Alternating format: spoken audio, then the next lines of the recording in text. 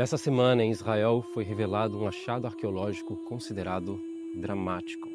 Uma história que envolve um drama, um aprisionamento injusto, a busca pela alegria e a felicidade e o senso de missão e propósito. Posso falar para você que pessoalmente me toca muito.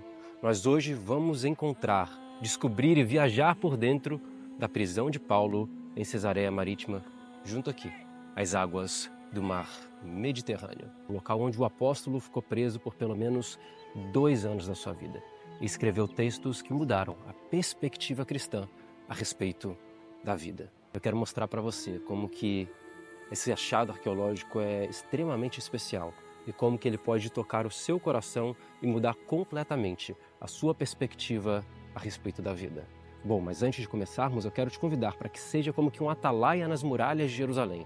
O profeta Yeshayahu, Isaías, no capítulo 62, ele fala: "Eis que não me calarei, não descansarei por amor de Sião e Jerusalém, até que a sua justiça saia como uma tocha acesa e venha a sua salvação."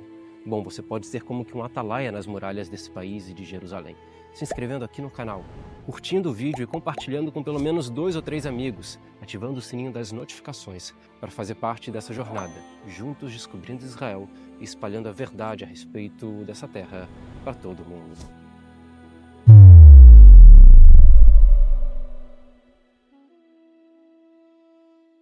Nós estamos agora em um dos sítios arqueológicos mais impressionantes de Israel.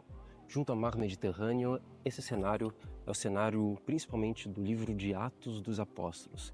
Uma série de eventos bíblicos que influenciaram inclusive você que está assistindo esse vídeo. Muito provavelmente você não é judeu. E a mensagem que chegou até você, ela se deu através das grandes navegações que aconteciam dos discípulos e apóstolos. Que daqui eles saíam do principal porto do país, o porto de Sebastos, e seguiam em direção à Ásia, Europa, África, para espalhar essa mensagem de Jesus, principalmente para os gentios. Aqui o primeiro gentio é não só batizado com água, mas também com fogo, com o Espírito Santo, a história de Cornélio.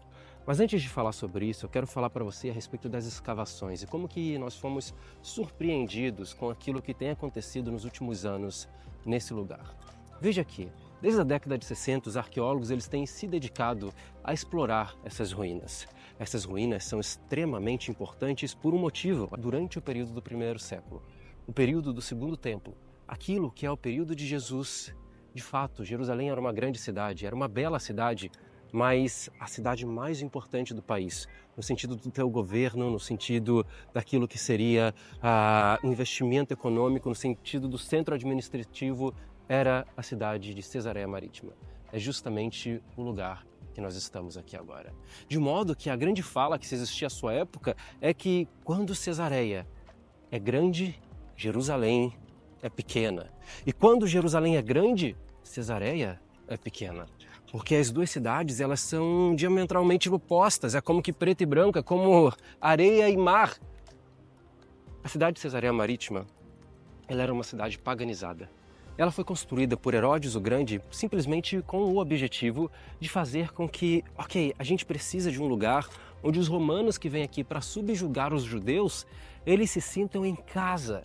Então uma cidade que vai ter teatro, é uma cidade que vai ter hipódromo ou um hipoestádio, é uma cidade que vai ter saunas, é uma cidade que vai ter templos pagãos, inclusive templo para o imperador. É uma cidade onde o governante da Judéia, ele se sentiria seguro, porque ele saberia que não haveria muitos judeus nessa região, que poderia persegui-lo, começar uma revolta ou tentar um assassinato. Bom, a cidade de Cesareia Marítima era um pedaço de Roma dentro de Israel. Uma pérola para os romanos, mas um objeto de humilhação para os judeus. Quero mostrar para vocês como que, de fato, essa cidade era ocupada pelos romanos e como que ela se conecta à história do Novo Testamento. Porque vejam vocês que existe uma figura do Novo Testamento que durante muitos anos os arqueólogos, os historiadores, os céticos da academia, eles falavam que essa figura ela era de fato alguém que talvez não tenha existido, não há referências extrabíblicas, senão algumas poucas menções em Flávio Josefo, um historiador do primeiro século, de que ele existiu, de que ele era um personagem real. A gente está falando de Pôncio Pilatos.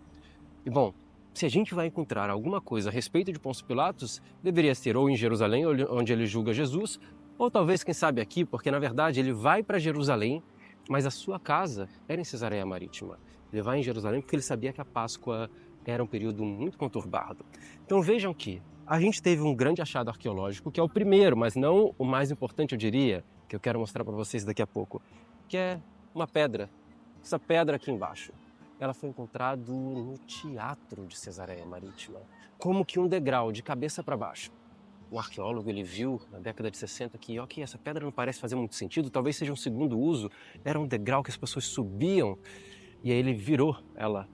Agora, com a cabeça para cima, ele encontrou esses escritos. E o texto que diz: Tibérius Pôntius Pilatos, prefeito Iudeia. O reinado de Tibério César, Pôncio Pilatos, o prefeito da Judeia, ergueu essa construção. Uma prova arqueológica de que Pôncio Pilatos de fato existiu e ele vivia nesse lugar. Logo, podemos inferir que se os personagens citados no texto do Novo Testamento são reais, porque o são, já que a arqueologia prova, de fato também a sua história tem que ser real. A Bíblia ela não é um livro de conto de fadas, mas na verdade ela é um livro também histórico. E veja aqui, Pôncio Pilatos, ele morava em Cesareia Marítima. Isso quer dizer que em algum momento, na Semana da Paixão, ele vai a Jerusalém saindo desse lugar, sem saber que de fato ele julgaria um galileu e que aquele julgamento mudaria a história da humanidade. Certamente, Pôncio Pilatos morava nesse lugar aqui que eu vou mostrar para vocês agora. O antigo Palácio de Herodes, construído com cisa vulcânica, pozolona, mar adentro, com uma piscina de água doce, dentro do mar de água salgada. Herodes era chamado Grande, não era à toa, não é porque ele tinha mais de 1,80 m, mas porque ele fazia grandes construções.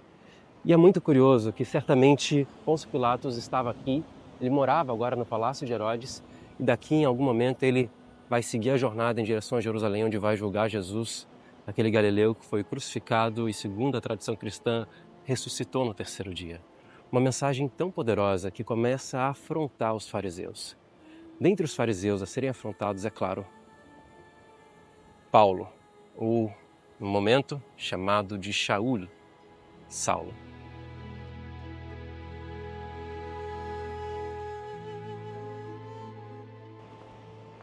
Dura coisa é recalcitar contra os meus aguilhões, Paulo, dizia Jesus na visão. Saulo, Saulo, por que me persegues? Bom, Saulo, ou agora chamado Paulo, começa sua missão em várias viagens missionárias para ensinar essa nova revelação, esse novo pacto, uma nova aliança. E é claro que os seus irmãos, principalmente judeus, a princípio rejeitaram aquela mensagem. Havia um problema muito grande a respeito da natureza judaica que estava conectada à realidade que nós tínhamos aqui em Cesareia, de um povo invasor que dominava as terras prometidas aos descendentes de Abraão. E os judeus não esperavam um Messias que fosse um Messias espiritual, da salvação da alma, do corpo. Eles queriam um rei, um libertador que ia arrancar os romanos daqui e agora novamente o trono de Davi seria restabelecido. Como que pode, então, agora um Messias que ele vem para salvar a alma e que o seu reino não é desse mundo? Bom, na realidade é isso que Jesus fala. E a mensagem do cristianismo era uma mensagem que, principalmente a elite saduceia e farisaica, era uma mensagem adversa. Eles lembravam ainda do Jesus que entrava junto ao templo e virava a mesa dos cambistas dizendo: vocês transformaram a casa do meu pai em uma casa de vendilhões. O cristianismo tinha uma nova perspectiva, onde não apenas Jerusalém, mas de qualquer lugar dos confins da terra, Deus era alcançável. Nessa nova revelação, os fariseus e saduceus, os líderes do templo, que tinham em si um pacto com os romanos para a cobrança de impostos, para a manutenção da fé através de um sistema que era completamente corrupto, eles viam o cristianismo como uma vertente judaica que ameaçava o sistema. Paulo se torna persona não grata por toda a Judeia, inclusive Jerusalém. E é isso que acontece. Ele é preso em Jerusalém. E em Jerusalém ele vai ser levado diante dos judeus que o batem, que o espancam, até ele revelar aos soldados que ele era de fato um cidadão romano. Eu quero que você leia um pouco dessa história comigo agora. O comandante mandou que levassem Paulo para dentro da fortaleza, ordenando que fosse interrogado debaixo de açoites, para saber por que causa assim clamavam contra ele. Quando o haviam atado com as correias, disse Paulo ao centurião que ali estava: É-vos lícito açoitar um cidadão romano sem ser ele condenado? E ouvindo isto, foi o centurião ter com o comandante e o avisou, dizendo: Vê o que estás para fazer, pois este homem é romano. Vindo o comandante, perguntou-lhe: Dize-me, és tu romano? E ele respondeu: Sou. Tornou o comandante: Eu por grande soma de dinheiro adquiri este direito de cidadão. E Paulo disse: Mas eu sou de nascimento. Os cidadãos romanos se dividiam em civis e peregrines. Na verdade, aqueles que tinham cidadania e aqueles que tinham apenas um status considerado um status subjugado, porque eles eram dominados pelo Império Romano na sua terra de origem. Mas existia um fator chamado fator ex legis, fora da lei, onde a cidadania romana poderia ser, por alguns subterfúgios, às vezes, dada a cidadãos estrangeiros. A gente não sabe ao certo como que Paulo consegue essa cidadania romana, muito provavelmente porque ele era de Tarsis. Esse local, que era um local mais civilizado do Império Romano, onde talvez pela grande riqueza da sua família, ele consegue esse status nobre que era ser um cidadão romano. Um cidadão romano não poderia ser julgado em qualquer lugar, mas apenas por cortes romanas. E é por isso que ele é trazido à capital do país, exatamente aqui, a Cesareia Marítima. Por que eu estou sentado aqui? Porque exatamente nesse mesmo lugar, há 2000 anos atrás, um judeu, fariseu, agora crente em Yeshua, em Jesus, ele é trazido e aqui ele vai ser julgado. É nesse mesmo lugar que Paulo vai ser acusado diante do imperador, diante do governador. E eles dizem: Paulo, as muitas letras te fizeram enlouquecer. Por pouco, Paulo, tu não me persuades para ser um cristão. Nós acreditamos que é exatamente nesse lugar, porque aqui embaixo foi encontrado um hipocausto. Um hipocausto é um sistema de aquecimento com água e fogo, onde esse piso se tornava mais quente. Um ambiente onde se gastava a maior parte do tempo era um ambiente que tinha que ser aquecido no inverno. Então, certamente, o julgamento de Paulo acontece nesse ambiente, nessa geografia onde nós estamos aqui. Bom, depois que há 10 anos atrás descobrimos que havia uma estrutura subterrânea nesse lugar, nós queríamos fazer uma escavação em Cesareia Marítima. Mas veja, é um parque nacional, é um parque que ele é controlado pelo governo de Israel. É necessário investimento, é necessário autorizações, muitos estudos. E quase 10 anos depois é que de fato a gente deu início a essas escavações. E agora a gente vai visitar a prisão que Paulo ficou quando ele foi julgado em Cesareia Marítima. E não só isso, também é a mesma prisão onde muito provavelmente ele escreve o livro mais feliz da Bíblia, o livro de Filipenses.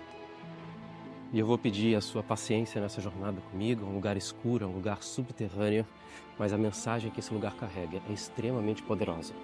Nós vamos, com exclusividade, atravessar a prisão de Paulo, abrir essas portas de ferro e seguir para o local onde o apóstolo Paulo gastou 2 dos seus anos escrevendo cartas e se esperando para a missão que ele continuaria em Roma até ser executado por decapitação.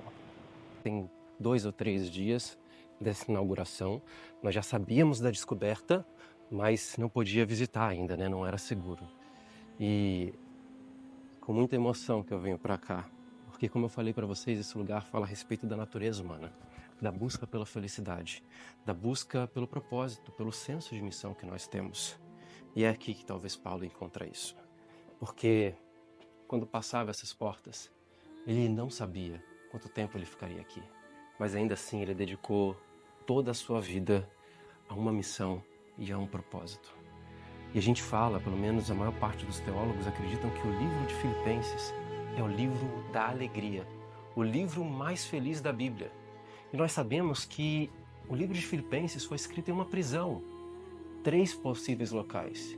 Na minha opinião, foi exatamente nesse lugar, em Cesareia Marítima. Bom, imagine você que o livro mais feliz da Bíblia foi escrito numa cela suja e escura. Vamos entrar. A gente vê aqui uma pedra angular, ainda original que dá sustentação a essa prisão. Eu imagino Paulo, né, que também cita em alguns dos textos Jesus como a pedra angular, uma ideia que aparece no Novo Testamento algumas vezes. Ele passando por aqui, olhando para essa pedra, e lembrando que Jesus era a pedra angular da igreja, e lembrando do seu senso de missão e propósito. Vamos abrir a porta. Vamos entrar na prisão de Paulo.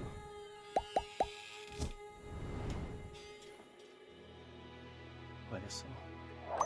Tudo aqui completamente original, né?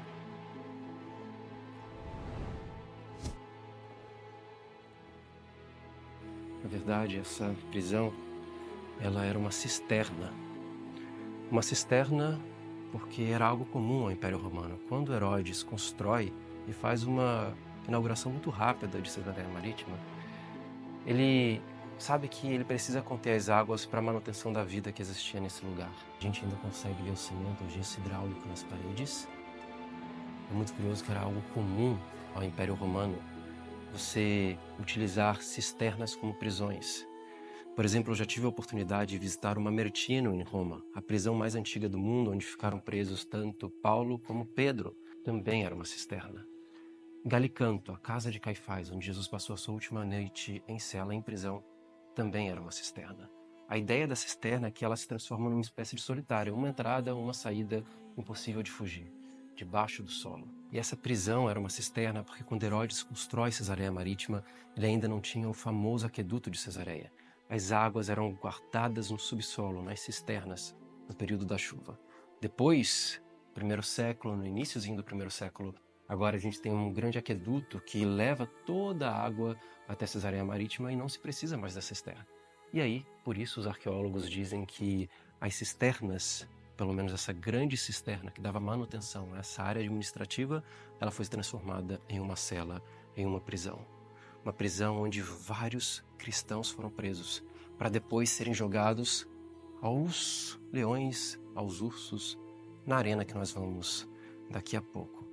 Mesma cela que Rabi Akiva, um dos maiores rabinos da história judaica, também foi preso antes de ser morto também nesse mesmo lugar. Mas veja aqui, eu imagino Paulo aqui, entre essa humildade, entre a terra, ficou preso nesse lugar, nessa mesma região. E eu me pergunto quais eram os seus pensamentos. Paulo que sabia que tinha uma missão, um propósito, algo para que Deus o chamou, mas por 2 anos ele permanece encarcerado nesse lugar. E eu quero ler com você o texto onde ele foi escrito. Vamos deixar a Bíblia falar por ela mesma. Vamos lá. Se quiser, você pode abrir a sua Bíblia também comigo. O livro de Filipenses, o seu capítulo número 4.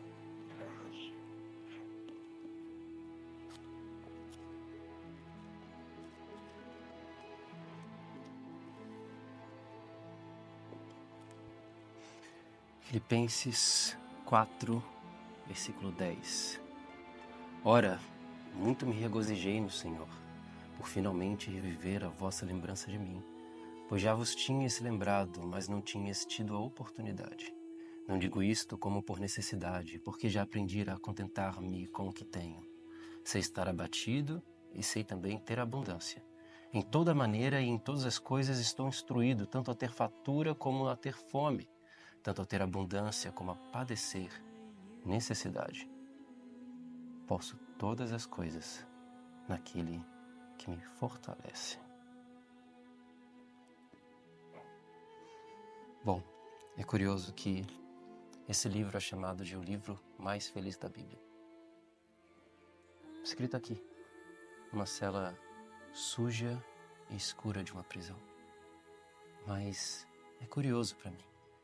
Numa sociedade que busca tantos prazeres, uma sociedade que vive o mal da depressão.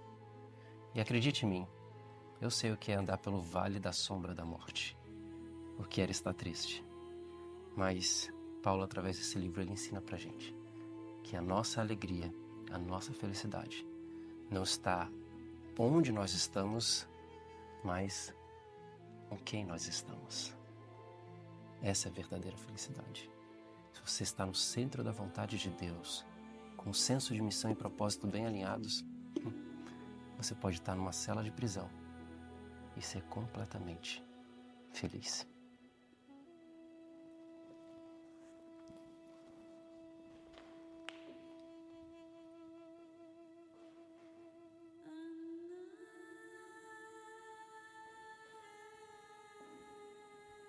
Bom, depois daqui, Paulo ele apela a César e, saindo da prisão, ele vai ser então levado a Roma. Em Roma, vocês devem saber da história que o barco naufraga, depois ele é picado por uma serpente, arranca ela dos seus pés, consegue sobreviver e ele continua o seu propósito até ser decapitado. E é muito curioso que muitos outros cristãos passaram pela mesma situação, só que num período de ainda mais perseguição do que o período que Paulo passou. Porque, na verdade, Paulo ele teve direito a um julgamento. Paulo ele teve alguns dos seus direitos civis respeitados como um nobre cidadão romano. Mas, para a comunidade cristã, principalmente primitiva, eles foram perseguidos, encarcerados, muitos naquela cela, e depois levados para esse lugar que nós estamos vendo aqui agora. O hipoestádio, um hipódromo transformado em estádio, onde as bestas feras se consumiam e se alimentavam da carne dos cristãos. Aqui foi uma terra que bebeu dos sangues dos mártires cristãos, no 1º, 2º e 3º século. Muitas dessas histórias estão registradas no livro História Eclesiástica da Igreja por Eusébio de Cesareia, um dos pais do cristianismo primitivo, no momento de transição entre a Igreja Católica, o Concílio de Nicéia, e aquilo que era a comunidade cristã perseguida. Então, estamos dentro desse hipoestádio. No meio temos a espina, o centro, desse grande hipódromo. Para quem não sabe, inclusive, o filme do Ben-Hur, as cenas se passam nesse lugar. E aqui, bem do lado, já temos o camarote, onde sentavam as pessoas mais nobres. Por quê? Porque é justamente no ambiente da curva, onde se perde o centro de gravidade, os cavalos e as carruagens começam a capotar e caem bem ali na frente. Também uma parte ali onde ficava no camarote um centro de culto a deuses pagãos, onde os gladiadores vinham a sacrificar. Mas veja aqui, tudo isso era uma realidade muito bonita, coberta com mármore Carrara, e junto dos assentos, principalmente no primeiro andar, na primeira fileira, temos várias aberturas nas pedras. Essas aberturas eram porque aqui se colocava massa com lanças apontadas diretamente para a arena, de modo que as bestas feras não se distraíssem e pulassem no público, na audiência que estava assistindo o massacre dos cristãos. E aqui, esses cristãos foram perseguidos e foram mortos. Agora, falamos de muita tristeza, falamos de muita dor, mas a esperança. Porque certamente o fim das coisas é muito melhor do que o início delas. E eu digo para os meus turistas, aqueles que eu guio, os peregrinos que vêm a esse lugar, principalmente porque muitas vezes Cesareia Marítima é o primeiro sítio que as pessoas fazem quando visitam Israel. É que elas estão fazendo aqui um movimento de retorno das terras onde o cristianismo saiu fugido e perseguido para alcançar as outras nações. Eles estão voltando agora como testemunhas vivas de uma fé que prosperou e venceu. Que simbólico é andar por essas pedras dos mártires, da perseguição, da prisão de Paulo, sendo como que agora uma própria pedra viva em si, que fala: o cristianismo venceu. Bom, que especial é estar nesse lugar, e eu termino com uma mensagem que eu também sempre penso junto a esse hipoestádio, a essa arena onde os cristãos e também judeus, devo mencionar, deram a sua vida. Porque há algumas histórias nesse lugar de cristãos que morreram com as suas famílias, que entregaram tudo, que viram seus filhos sendo dilacerados pelos leões. Mas também há histórias daqueles que não conseguiram vencer. Há histórias daqueles que eram chamados os traditores. De onde vem a origem da palavra traidor? Os traditores eram aqueles cristãos ou judeus que eles, na iminência da morte, da tortura, de ver seus bens tomados, de ver a sua família sendo levada diante dos seus olhos, eles não resistiam ao medo e eles se entregavam. Mas é curioso que não só eles se entregavam, mas eles também entregavam outros cristãos, outros judeus. Eles se entregavam no sentido de que eles negavam a sua fé e abriam mão de tudo aquilo que eles acreditavam para guardar e salvar a sua vida. Além disso, talvez seja o pior, eles foram chamados de traditores. Mais uma vez, a origem da palavra traidores, porque não só eles abriam mão da sua fé, mas eles, para manter a sua vida e salvar, eles entregavam, denunciavam seus irmãos e os locais de esconderijo das igrejas.